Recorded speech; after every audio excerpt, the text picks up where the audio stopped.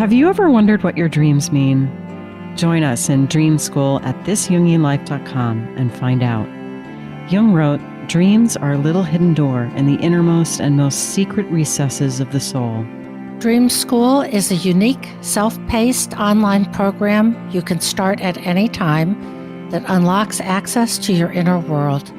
Our 12-month program provides the support, knowledge, and guidance you need to reach within, decipher your personal dream code, and harness it to optimize your life.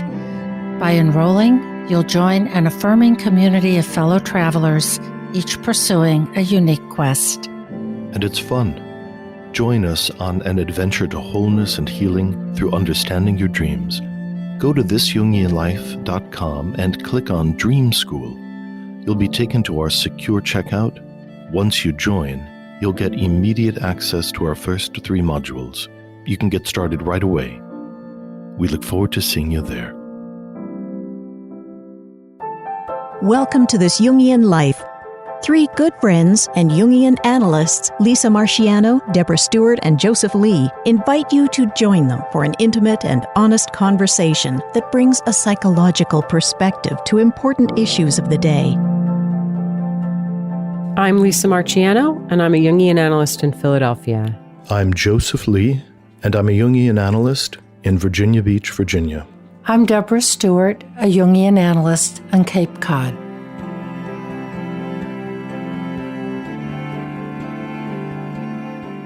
Today on the podcast, we wanted to circumambulate this topic that I think comes up for many of us in different ways at different times, and that is the issue of saying no. When do we say no? Are we able to say no? When do we have trouble finding our no? When do we say no to things we shouldn't? And so we are going to explore all of that today. I find myself just walking around the meanings of no. One of the primary feelings for me is that it's a way of rejecting something. That something is present either in my own psyche or my own impulses or present in the environment or another person. And that when I'm saying no, I'm pushing something away, setting up a line that I don't want crossed, having this feeling that this is not something that I wish to influence me or to be around me or to touch me. It is something to do with clarifying the ego stance around other material. Yeah, and it is a boundary, isn't it? It is saying no is how we set boundaries.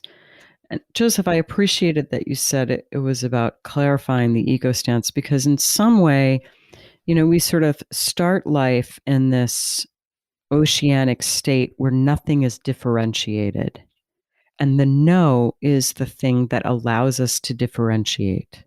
So there's me and there's not me as a developmental process, even in infancy.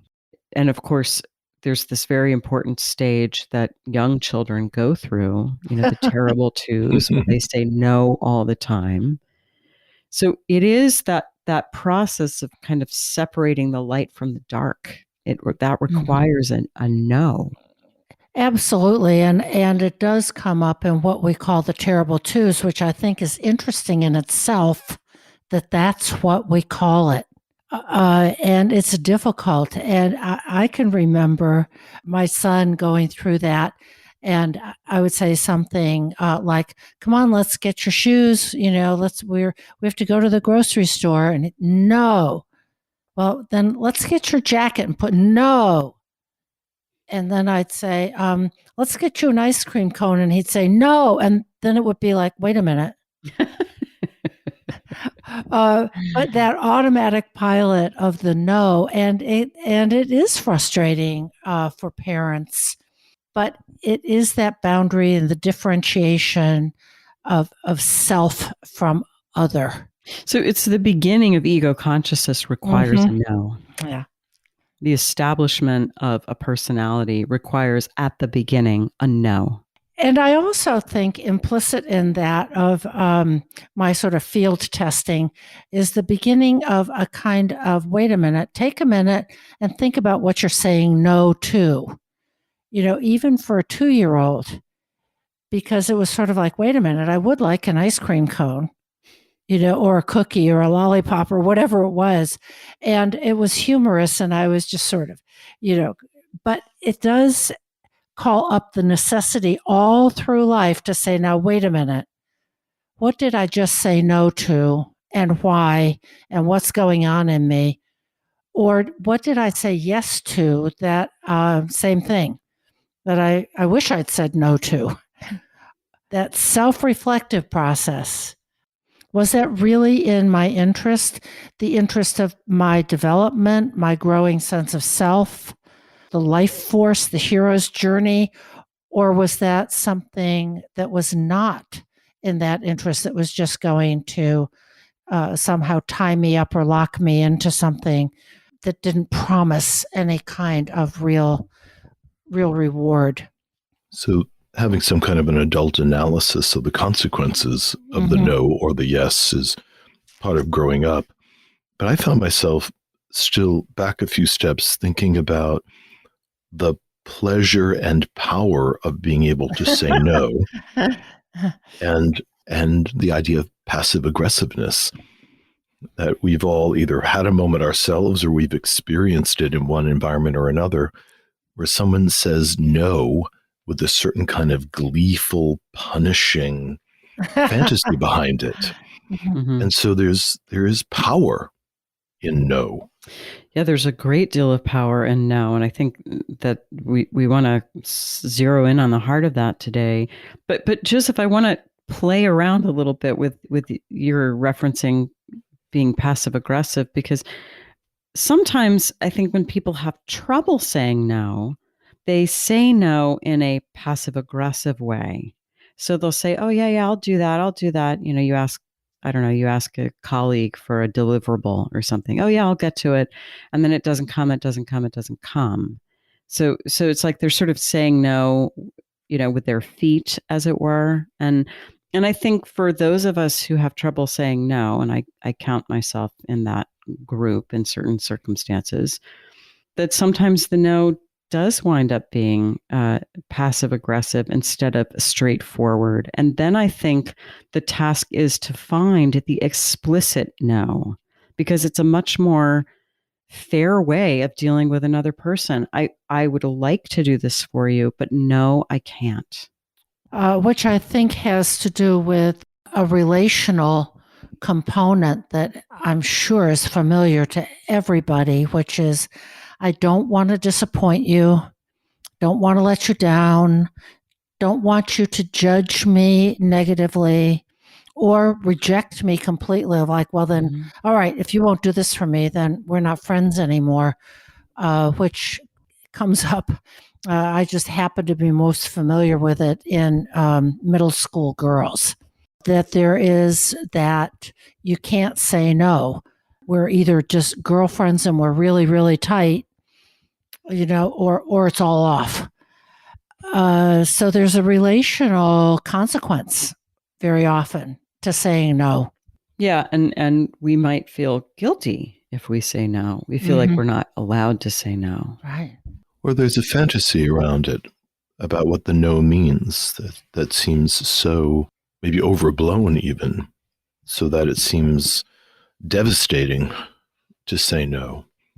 But in reality, it may not be quite so dark as we feared. I think it's important to differentiate saying no to somebody's request from the relationship itself. They're not the same thing, but oftentimes it's, if you're really my friend and I ask you to do X or Y or Z for me, if you're really my friend or my lover or a family member, you'll do it for me, because doing it means you love me. And it's not the same. It's, yes, I love you. You're my friend or family member or partner. I love you. And I cannot do this. I cannot fulfill your request. And they are different. They are not the same, but they get conflated a lot. If you really loved me, you would, and then fill in the blank. Yeah, that's a good point. I was also thinking back to what you had said, Lisa, about the hygiene of being able to say no. I often find myself thinking about psychological hygiene. And for instance, I love that somebody, phrase. dating somebody for a couple of times, and then people just ghost them. Oh, yes. That they just never answer a text again. They disappear from whatever linking they had on social media. And there's a kind of infective feeling of leaving somebody unsure about what's happened, how the other person is, what went wrong. And the person who's doing the ghosting is kind of skulking away, hoping they're not going to encounter the person that they've decided not to continue seeing. And I think of that as a very unhygienic process because the psyche is holding all kinds of mess around it. So learning to say no when you're meaning to say no is like a clean surgical process that then can heal, in fact, much more effectively and not fester. Yeah, that's great, Joseph. So the clarity of the no that's explicit, that's made explicit. Somewhat related to that, but going off in a slightly different direction, is this issue about saying no at work. And I think this comes up for lots of people I know. I hear this in my practice. When you work for a big institution like a university or a hospital or a business, but I think especially a place like a university where you're really expected to be a team player, and professors are expected to do all of these things, and there's pressure on you to do it, because if you're not known as the kind of person who says yes to lots of things, you may not, get your next appointment for the next 3 years, or you might not get tenure, or you might not get the promotion, or whatever it is. And perhaps this is worse for women than men. I don't know that for sure, but I leave that out there. Perhaps listeners will chime in the comments section on our website and set me straight. But when I've worked with female academics who are not tenured, I hear this story again and again and again. All of the committees that you're supposed to serve on, all of the students that you're supposed to mentor, all of the things that you're supposed to do, the programs that you're asked to do. And there is a real feeling that, it's, you got to be careful. You don't want to be known as the person who says no. And so people just get overloaded. And I think, Joseph, your point about hygiene is well taken, because you wind up not really being able to do it. So you're, just doing sort of a half-baked job on things, or you wind up becoming a trickster and needing to get someone else to do it for you and then taking the credit for it, which is something that happens a lot in academia these days, I think. And resenting just to survive and resenting it.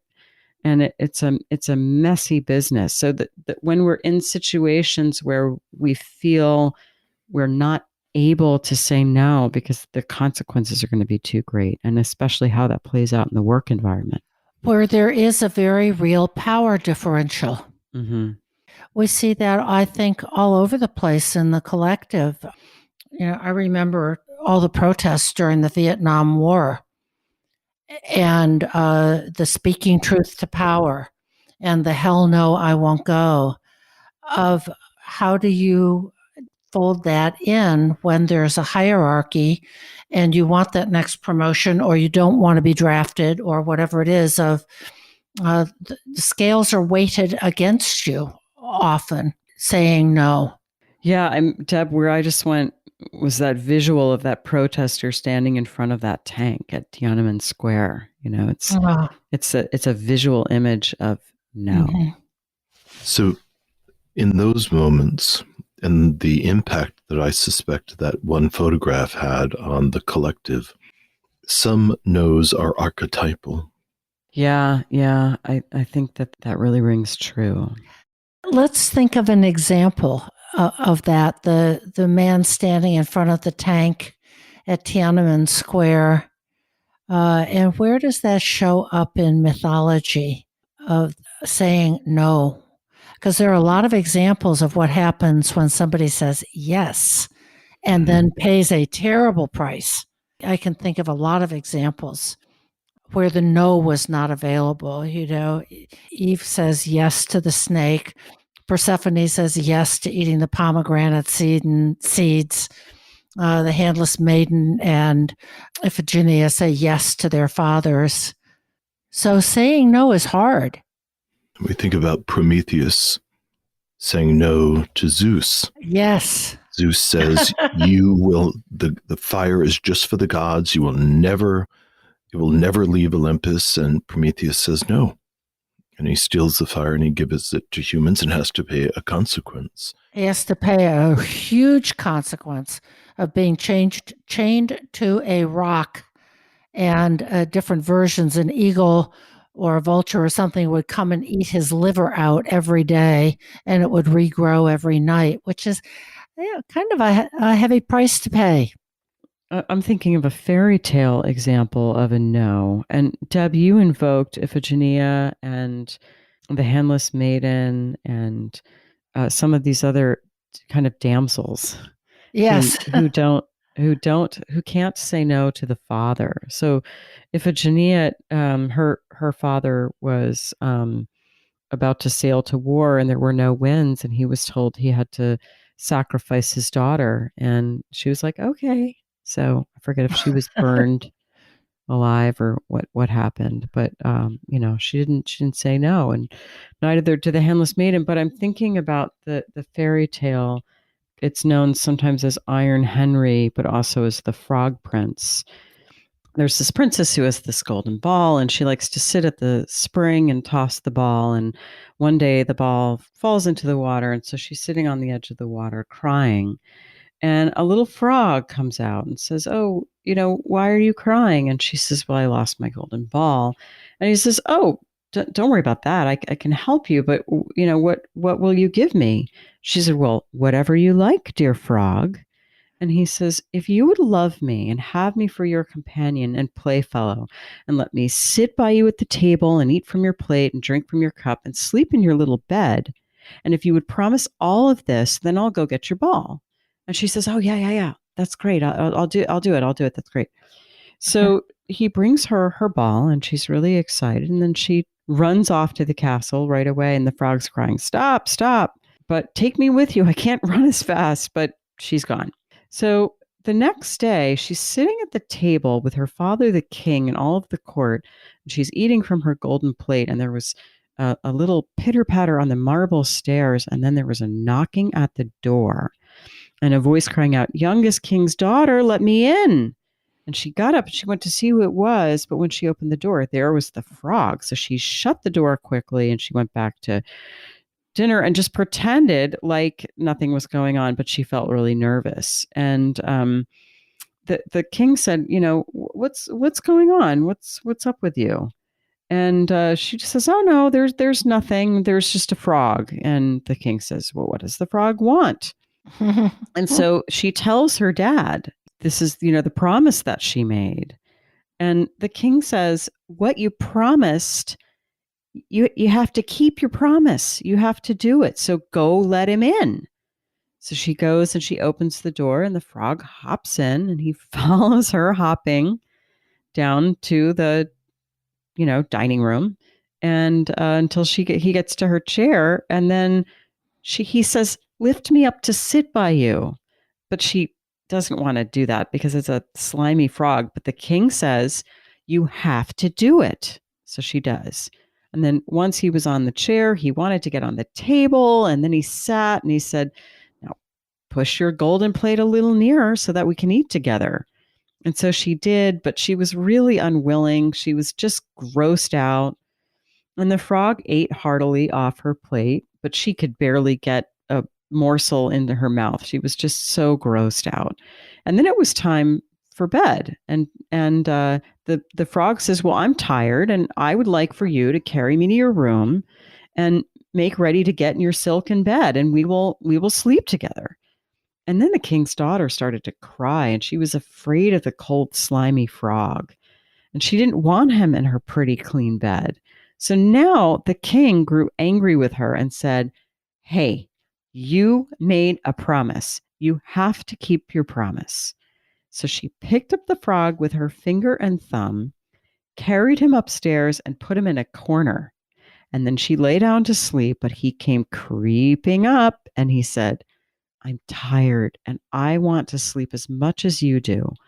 Pick me up and put me in your bed, or I will tell your father. Oh. Then she became enraged and she picked up the frog and she threw him against the wall with all of her might, crying, Now you will be quiet, you horrid frog. But as he fell, he ceased to be a frog and he became all at once a prince with beautiful, kind eyes. And of course, they get married and live happily ever after. But there is a no. She says no. She says no to the father. She says no to the frog. And it's literally transformative. I'm enjoying remembering the fairy tale, imagining that playing out, and the mystery of taking the disgusted object and exposing it to this primal affect. Yeah. And how that changes something in the psyche. I remember reading that fairy tale when I was a child. I was working my way through the fairy tale section in the children's library in our town, and I had absorbed many lessons about how heroic and kind and loving and generous the female heroines were supposed to be, and they persevered through all kinds of hardships. Sleeping Beauty slept for 100 years. Snow White had to go through her trials and tribulations. Cinderella, and so when I read this tale of the girl, there are two versions. One is that she kisses the frog, and the other is she throws him against the wall. And when I came across the throwing him against the wall version, I still remember how shocked I was. Well, and of course, the kissing version, that's the French version. And the throwing him against the wall version is the German version. It's really funny. Just saying. Mm-hmm. Just going to leave that there. So there is something here about in the no that has to do with access to anger and instinct. Mm-hmm. What I think Jung would call instinct of that's it, I'm done, that's enough, versus sort of all of the nice strictures of a deal is a deal, you gave your word, you made a promise. Those seem to be the letter of the law, but underneath it, there is a primal spirit, isn't there? Mm-hmm. That says, oh, no way. Yeah, that's great, Deb. Yes. So no, when it comes from our belly, is instinctual and authentic. And as the fairy tale demonstrates, it has to hold a certain amount of aggression for it to have any influence on the environment. That image of that student in Tiananmen Square, and that there's power and aggression. There's a fight, implicit and explicit in the no, which I think again circles us back to passive aggressive no's. That no has aggression in it. It could be to serve life. It could be to thwart somebody else. But there is redness in no. I was also found myself wanting to swing into the saturnine aspect of this, in as much as Saturn in astrology is often associated with the limiting psychological and spiritual forces, the form making, the this and not that energy. And I was thinking about Moses, coming down the mountain with the 10 Commandments, and that laws are also ways of saying no. Thou shalt not. Thou shalt not. And the no that's integrated as a cultural norm regulates future behavior, ostensibly. So Moses comes down with a lot of no's and a lot of directives. And in order to comply with any number of directives, whether they're spiritually based or culturally based, explicitly and implicitly, other things are said no to. So we might even say that civilization itself is woven with various forms of no, which imply only this is permitted. This is the way of being in compliance with the larger authorities. And these other things have to be restrained, have to be contained. And so the no also is part of that alchemy of transformation. So when Jung talks about the alchemical vessels and some leaden substance, which is also associated with Saturn, is put into a vessel and it undergoes a heating process, it's corked. There's a no. You're not going to get out of the vessel. You're not going to pour out. You're not going to jump out. You're not going to run all over my psychic life or spill all over my family. This is going to be held and heated and suffered through the power of saying no. And Jung talked about this saying no to certain instincts that have become malformed. And by saying no and frustrating something in the psyche, a purifying fire begins to rise up. And we get to learn something underneath that we wouldn't have been able to perceive without the power of the no. I really like that analogy, Joseph.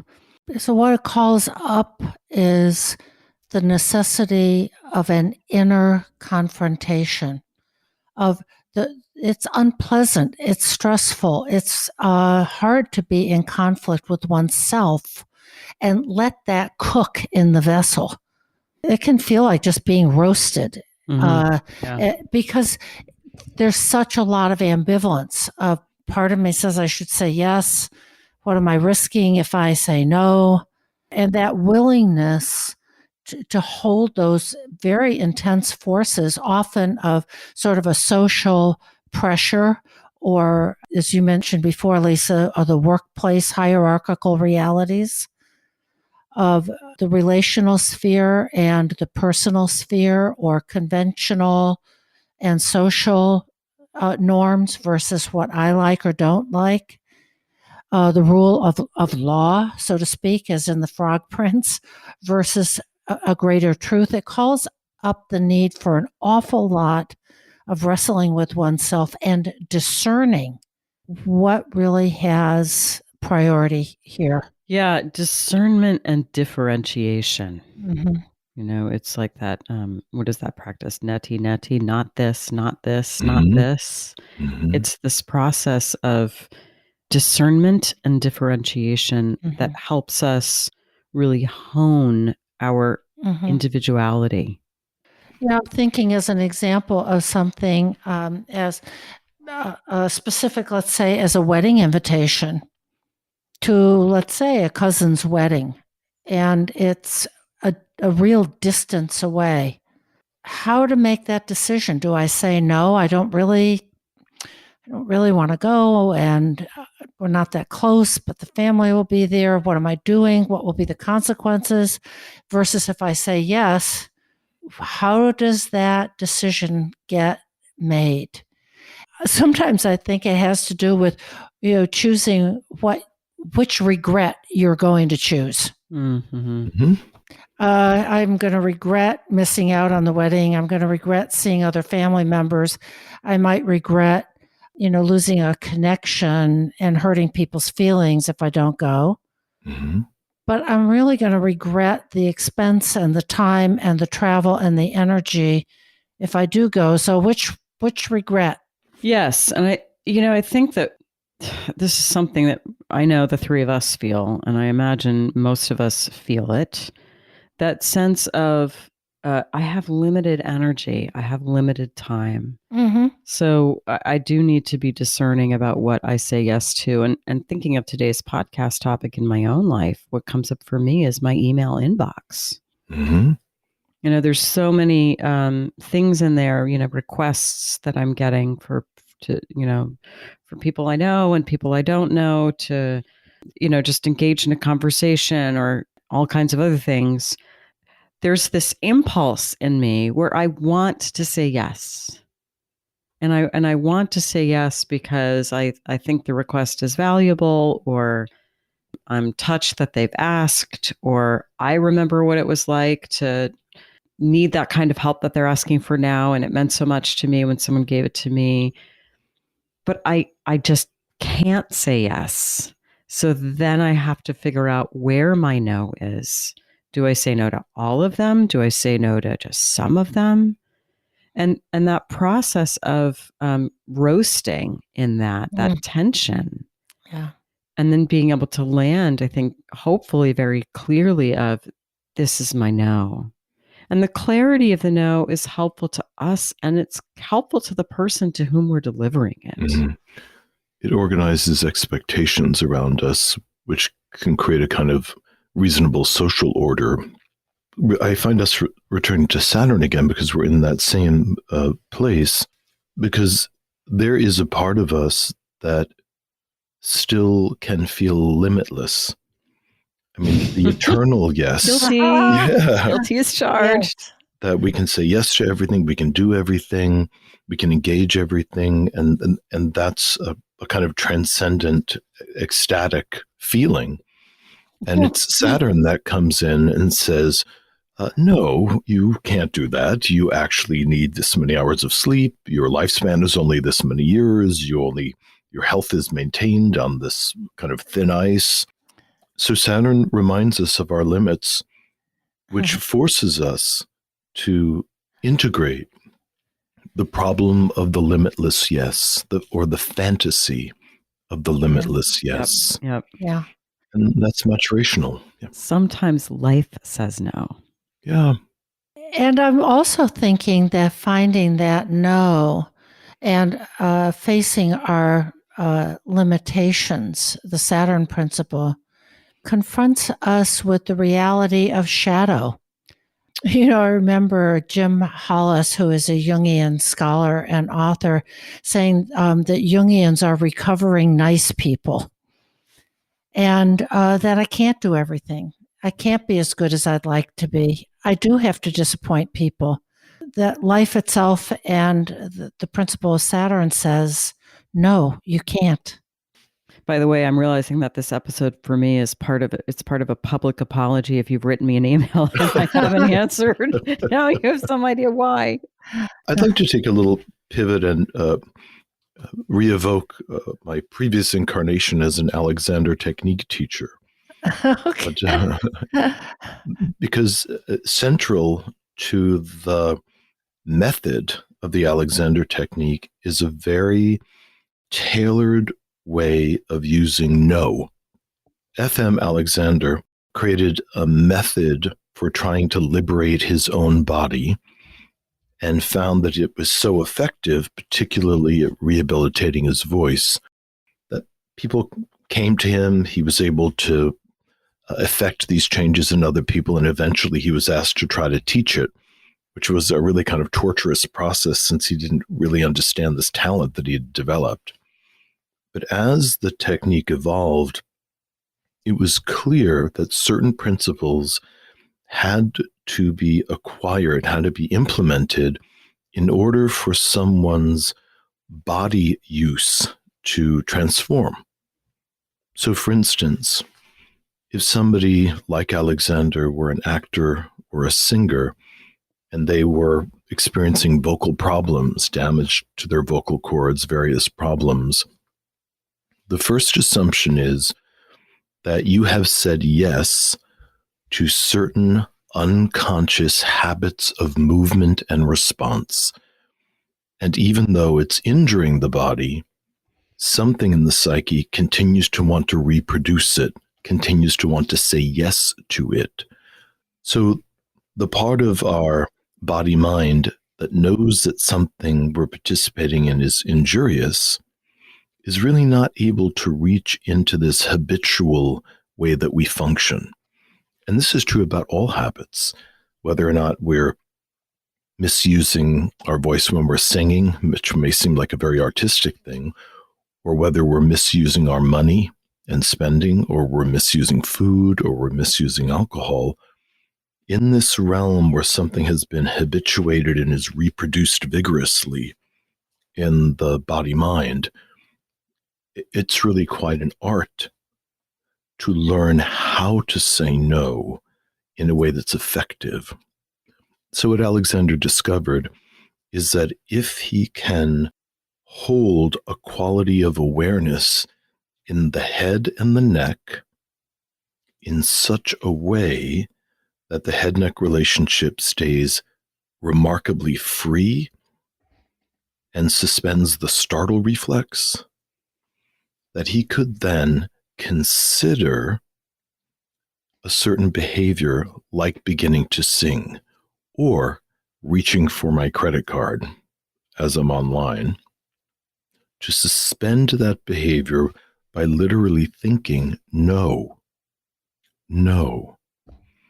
And as he would hold this refusal to grant consent, over time, a kind of almost euphoric liberation of the body-mind would happen. And he would experience a muscular shift, that all of a sudden the voice would open up and singing something was possible. Or setting aside the credit card suddenly seemed remarkably easy and even liberating.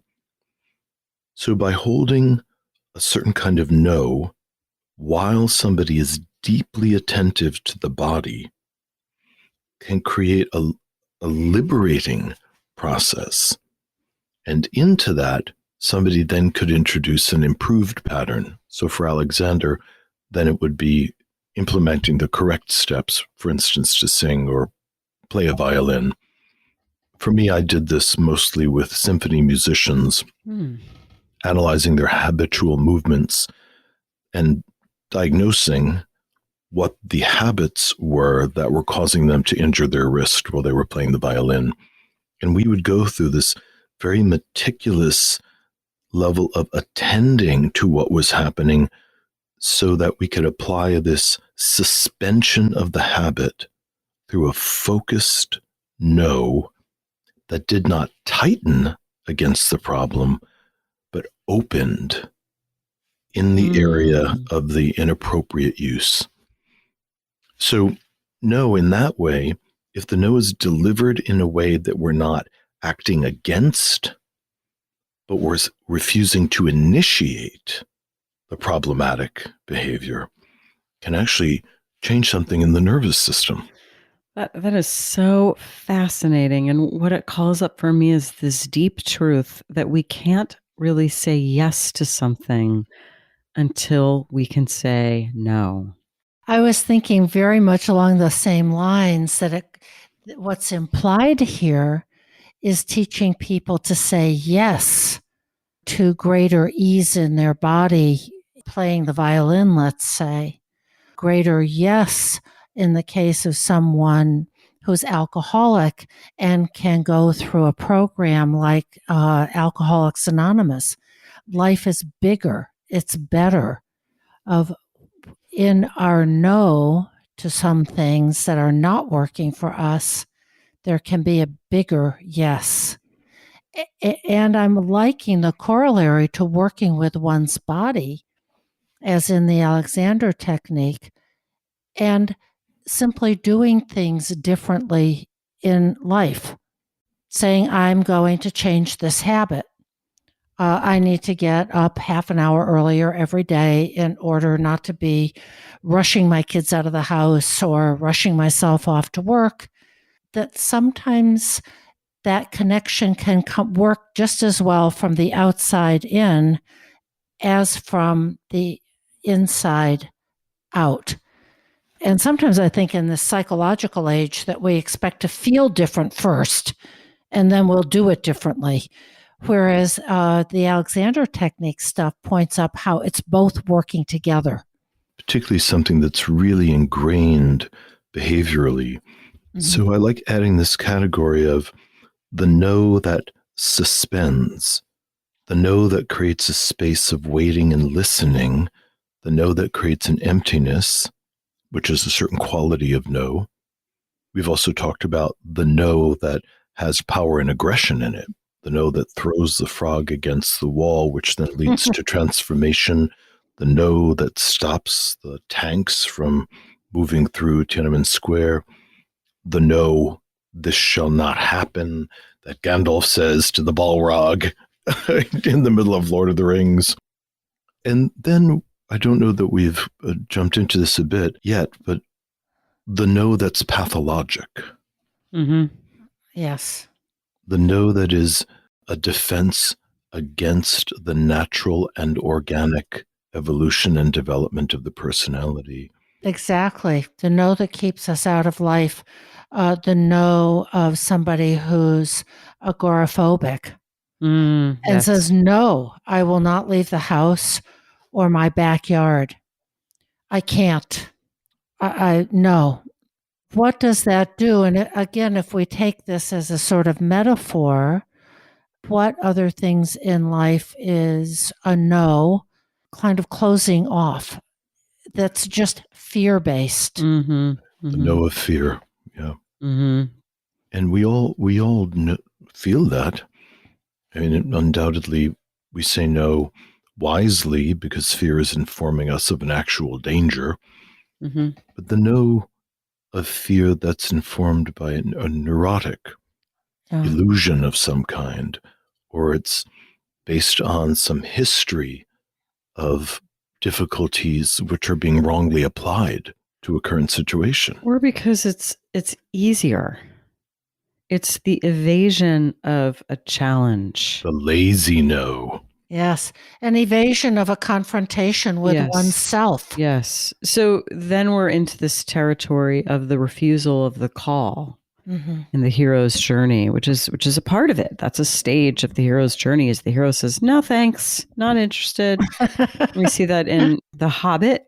Yes. When Bilbo's invited along, he's like, "No, thanks," and then he changes his mind at the last minute or something, if I recall. And famously, that's also illustrated in Star Wars when Obi-Wan Kenobi says, "Come with me," and Luke says, "No, I can't. I got to get back and help my aunt and uncle." No, the refusal of the call. You say, but in life, it's you say no to the challenge, to the adventure. You say no to life. Something comes your way. Maybe it's a new relationship or a new possibility at work or a new invitation to experience something, and you say no because it's just easier to stay small. Even people who say no to things, and in the next breath say, but I know I should. And there are a lot of those life challenges of what I really should do, and that those two positions in oneself, where ego says, "Come on, let's really, paint the living room and clean out the attic and fix that leaky sink," and the person says, "I know I should," but something else rises up that goes, "Oh well, I'm tired. It's the end of the day. It's the weekend. I worked hard all week. I'm just going to chill." And that's almost the definition of a neurosis, that there's an internal split, that the ego has one attitude and then an unconscious figure has an opposing attitude. And then there's this seemingly unresolvable tension, this feeling it's impossible to move forward in a specific way.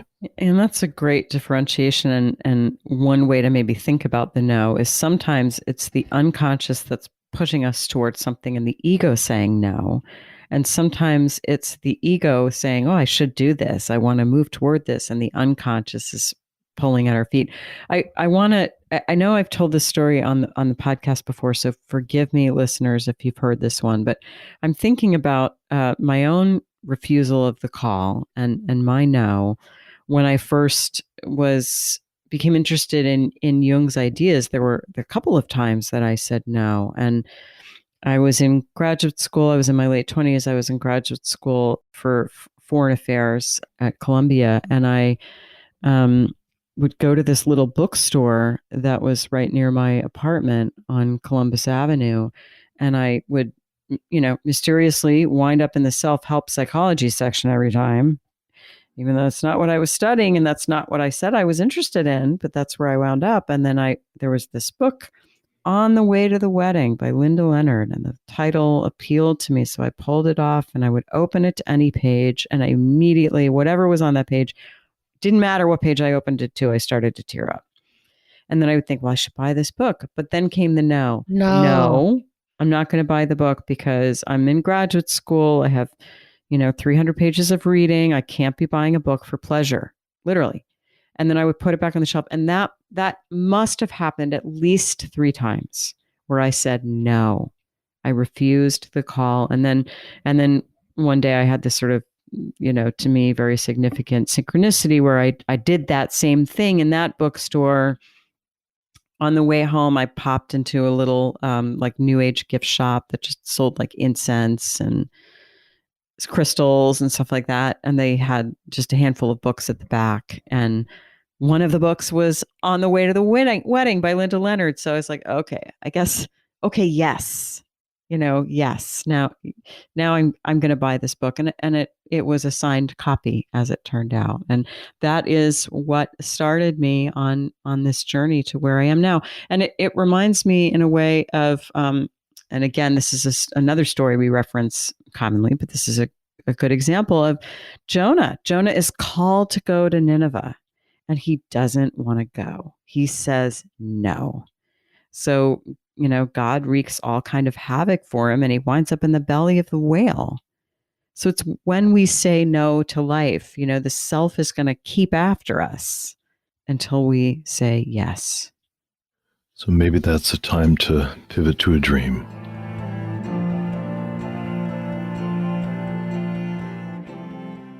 Hi, this is Joseph from This Jungian Life podcast. Lisa, Deb, and I have been deeply moved by your responses to our work. Producing, editing, and distributing it involves substantial expenses, and now we need your help. Please stop by our website, thisjungianlife.com, and click on the heading Be Our Patron. You'll be redirected to our Patreon funding page. Patreon helps creators connect with people who believe in projects like ours. There, you can sign up with your credit card to support us with as little as $1 a month.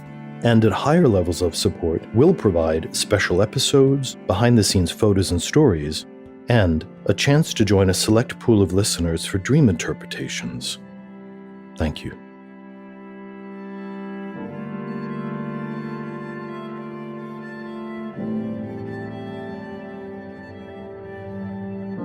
Today's dreamer is a 36-year-old male who works as an arts administrator. And here's his dream. I'm enrolled in a graduate program in a beautiful tropical tourist destination. The first part of the dream I remember is getting the syllabus on the first day of one of my classes. The professor is male, in his 30s, slender and unassuming.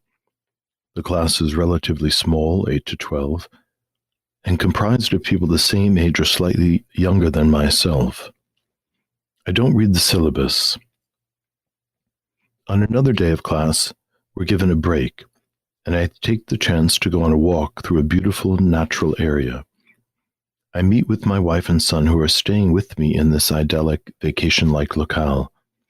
We spot a cafe that I have memory of trying to eat at before, but they were closed. This time they're open, and I estimate I have time to get a quick bite before the class resumes. We do, and after a pleasant but short meal, I leave them and return to class.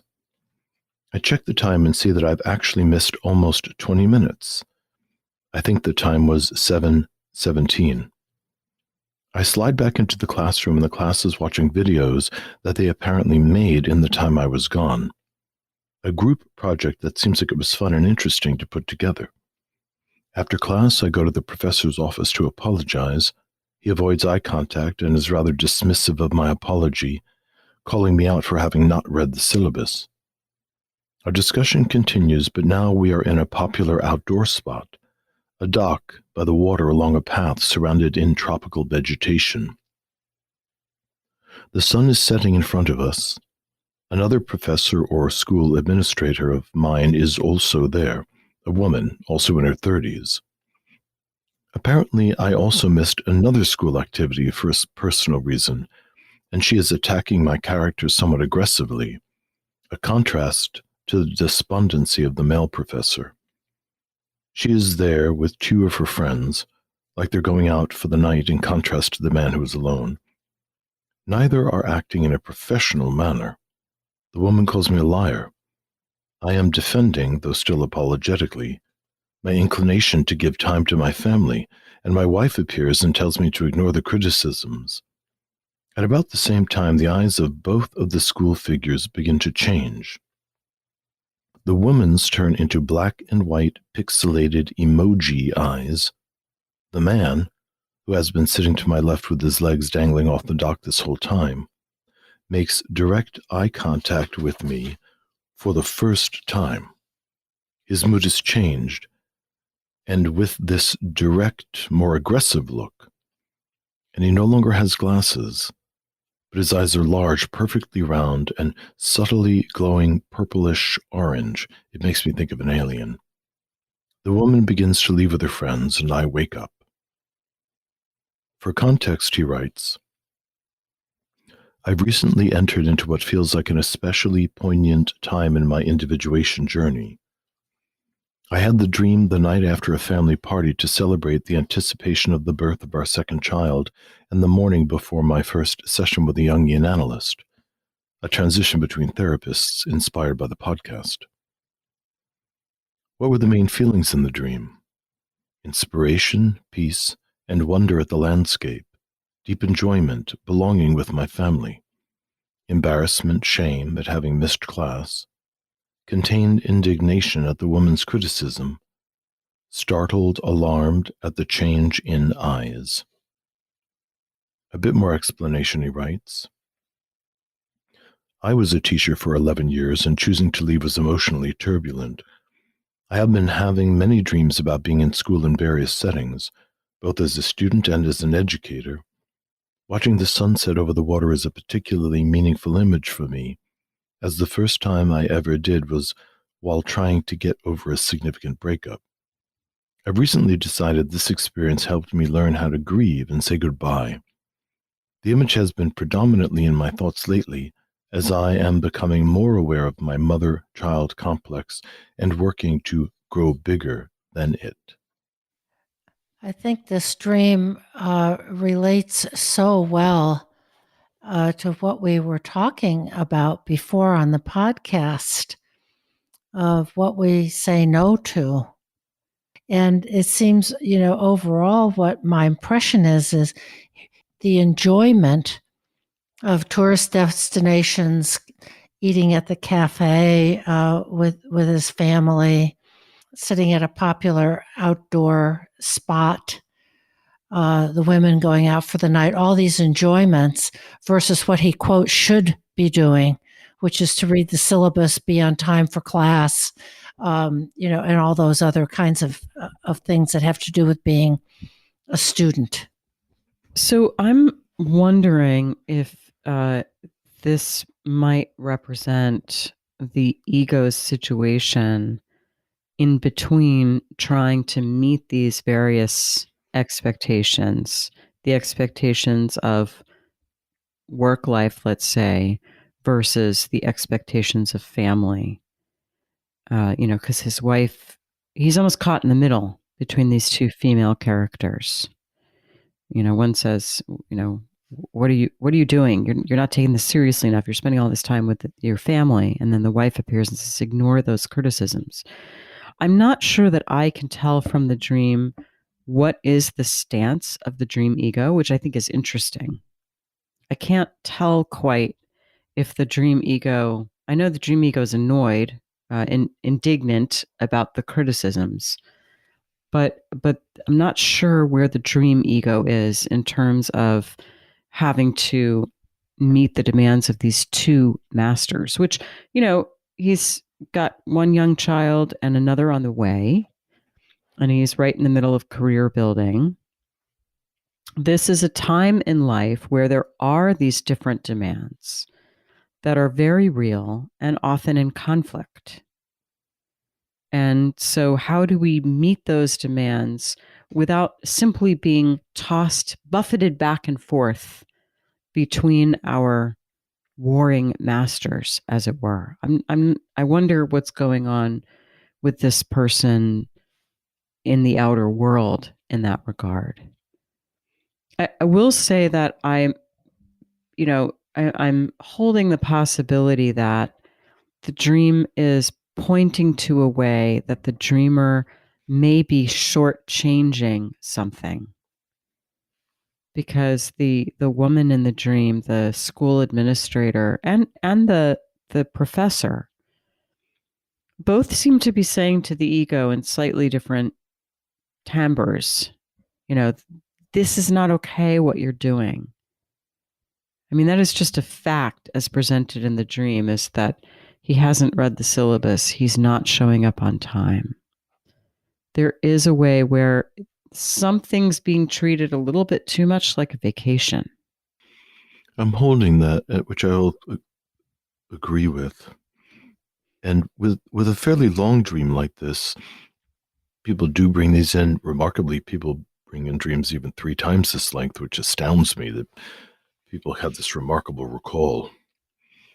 I often have to boil it down to some very basic theme in order to create an order for it in my mind. So I'm just thinking about the tension between, work and family, or, what is due to the academic world, and he's an arts administrator. So yes, it's a learning environment. Yes, it's also an artistic environment, or it seems to be so, versus what he believes his family needs, the wife and the child. And this is not an uncommon conflict of values. The fellow's 36. It's a little young for midlife crisis, but not unheard of. People can definitely feel this crisis of values in their 30s, or at least it begins then to question, what am I really aligned with? Where do I draw authority from? How do I communicate that out in the environment?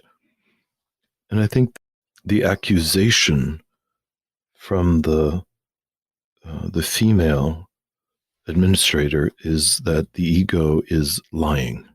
And the question is, we don't know who he's lying to. You may be lying to yourself, that you're not telling yourself the truth about what you want, what you really want, versus how you are, what you're conceding to.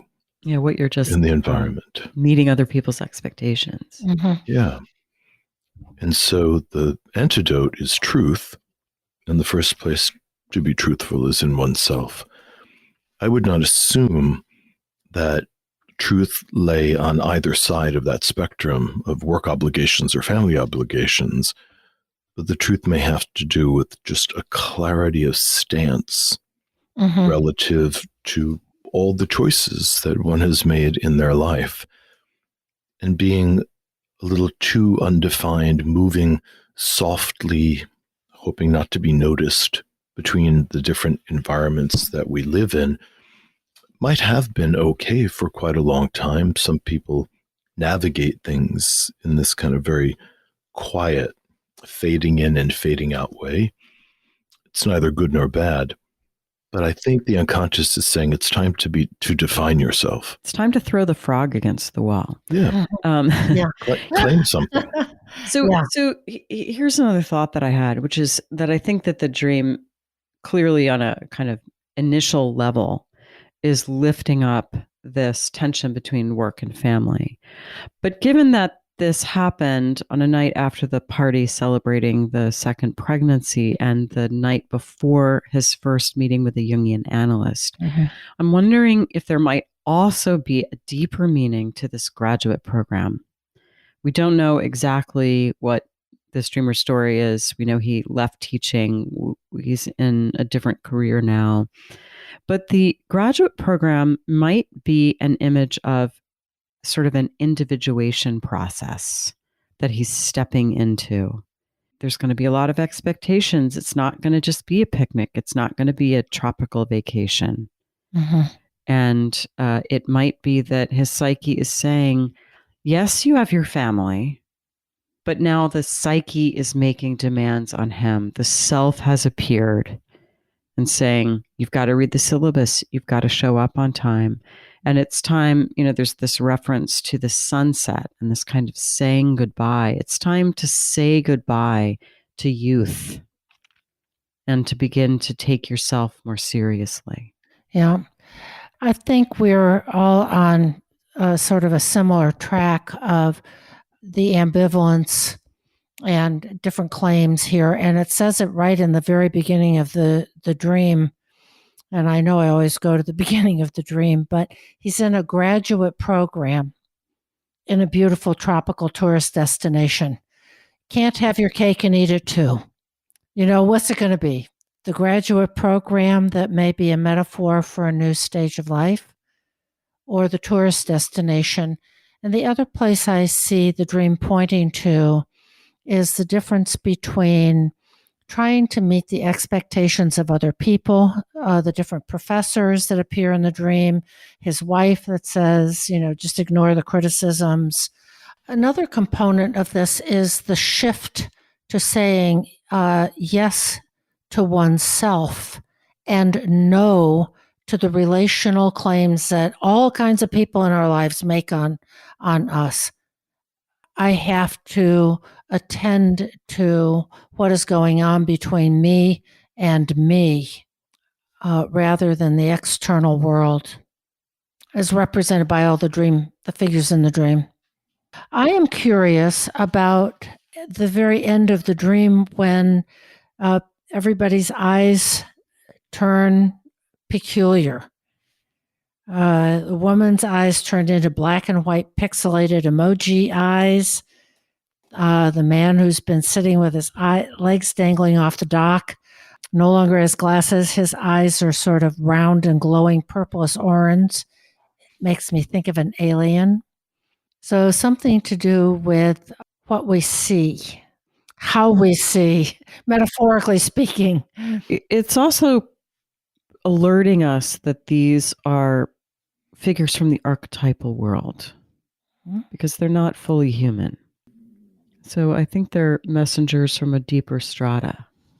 I'm thinking, as you said that, Lisa, that the dream maker is certainly choosing to make that part of the psyche increasingly more alien, which may compensate for the lived reality, which is that's the part of the psyche he's most commonly aligned with.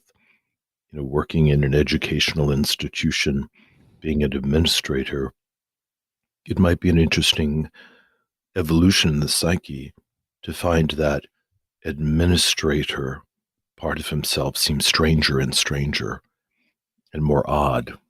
It may give him the power to kind of step back and really look at the role and the persona that he's adapted to or taken on and questioning, is this really me? Does this fit?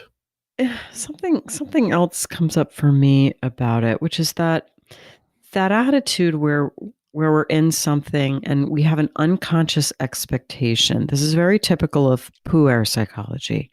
We have an unconscious expectation that we're going to be taken care of. So we don't read the syllabus. If we walk in 20 minutes late, we're not going to get in trouble. If anyone does kind of call us on it, we'll have an excuse at the ready. We may not be aware of this, but unconsciously we're expecting to be kind of coddled or have our hand held. We're expecting life to sort of give us a pat on the back and a warm hug. And, life is not actually like that. And I wonder if these two strange alien professors are saying, no, we're not going to be your mommy. He mentions his mother-child complex, and I wonder if he has an inkling that he's caught a little bit in that expectation that life will be the good breast where you don't have to show up, and that the alienness of the eyes is alerting him that he's in touch now with a deeper layer of the unconscious that represents the kind of ruthlessness of life, which really makes a demand upon us. I think that's rings true. And just one final lens I might put on it is this is the dream before he's going to start a Jungian analysis. And it may suggest that he is concerned that he will be made visible and that he will be shamed, and that what might even be a female analyst is going to criticize him in some fashion, and he's already setting up this process of being indignant. And people often enter into an analysis feeling a lot of anxiety about being overexposed or being confronted, and often relieved to find out that confrontation happens in a very judicious way, very slowly, if at all necessary. There are a lot of references to vision, eyes, spotting things, eye contact that build on the points you're making of what will it be like to see and to be seen. To see himself, his new analyst will see him. What does he need to see? What is hard to see?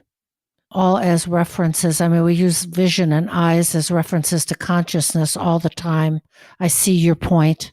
What am I not seeing here? So he's on the cusp of new life with a second child, new analyst, and a new career. I'm hoping that a lot of this will add up to what you talked about, Lisa, Bilbo refusing the call and then saying, okay, here I come, of answering the call. You've been listening to This Jungian Life. From our website, thisjungianlife.com, you can follow us on Twitter, like us on Facebook, help us produce future episodes by funding us through Patreon, and submit your dreams for possible interpretation on another episode. We'd like to thank our listener who shared a dream for today's show and hope you'll let us know what topics you'd enjoy hearing more about. Until next time, keep living this Jungian life.